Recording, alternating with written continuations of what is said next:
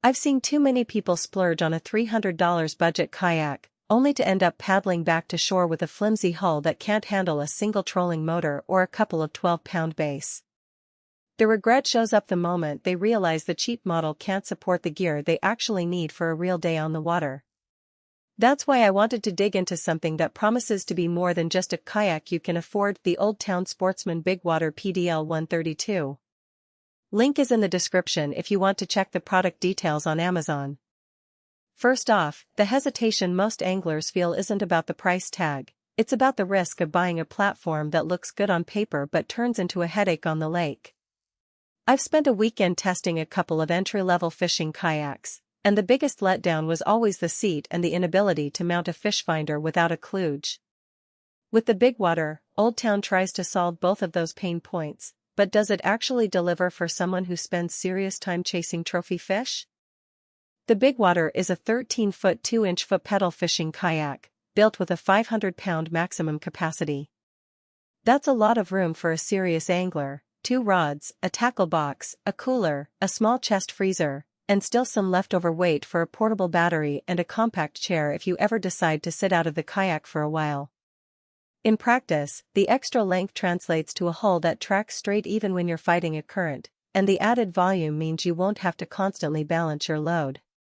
I tried a full-day outing on Lake Winnipesaukee, packing the kayak with a 30 pounds Tackle Master box, a 12 pounds cooler filled with lunch, a 7 pounds battery pack for a trolling motor, and a 20 pounds portable fish finder. The kayak sat level, and the pedal drive let me keep my hands free for casting, which is a huge win when you're trying to keep the line tight and the hook tight. One of the most talked about features is the universal transducer mounting system. In plain language, that means you can bolt your favorite fish finder to the hull without drilling new holes or using tape that peels off in the rain. I slotted a Humminbird PVS 16 onto the pre-drilled bracket, and the sonar sat right at the waterline where it needed to be. The signal was clean even in the shallow coves, and the mount stayed put when I hit a sudden wave. For tournament anglers who rely on lib bottom scans to locate schools, that convenience can shave minutes off setup time, minutes that can be the difference between a win and a loss. Comfort is another area where the BigWater tries to stand out. The premium mesh seat offers lumbar support that feels more like a small office chair than a typical kayak seat.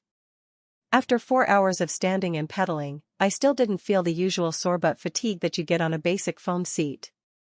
The mesh also breathes well, which is a subtle but welcome benefit on hot summer days when sweat can make a cramped seat feel unbearable. Now, no product is perfect, and the BigWater does have some practical trade-offs that show up once you move beyond the initial excitement. The first is sheer size. A 13-foot kayak doesn't slip into the trunk of a midsize SUV. You'll need a roof rack or a trailer, and loading it onto a roof rack takes at least a few minutes of careful maneuvering.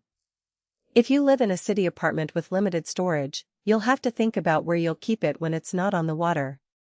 The second trade-off is weight. The hull itself is solidly built, which adds stability, but it also makes the kayak heavier to carry up a beach or onto a launch ramp. I found myself needing a second pair of hands to lift it over the lip of a small public ramp, which could be a deal-breaker for a solo paddler who doesn't have a friend around to help. Another subtle downside is the lack of built-in storage compartments beyond the main hull.